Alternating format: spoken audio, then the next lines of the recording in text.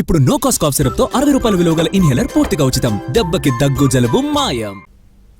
BC రిజర్వేషన్ల పేరుతో కాంగ్రెస్ మోసం చేస్తోందని విమర్శించారు బీజేపీ రాష్ట్ర అధ్యక్షుడు రామచంద్రరావు. బీజేపీకి బీసీల మీద నిజంగా ప్రేముంటే రాష్ట్ర ప్రభుత్వం పంపిన బీసీ రిజర్వేషన్ల చట్టాన్ని ఆమోదించాలని కౌంటర్ ఇచ్చారు కాంగ్రెస్ ఎమ్మెల్యే బాలు నాయక్. కర్ణాటకలో మీరు అక్కడ కూడా మీరు బీసీ డిక్లరేషన్ పేరుతో బీసీల పేరు మీద మీరు అక్కడ అధికారం వచ్చారు. కానీ అక్కడ కూడా మీరు ఈరోజు బీసీలకు రిజర్వేషన్ ఇవ్వలేదు. స్థానిక సంస్థల్లో కర్ణాటకలో కాంగ్రెస్ పార్టీ కూడా మీ ఒక రిజర్వేషన్ ఇవ్వలేదు.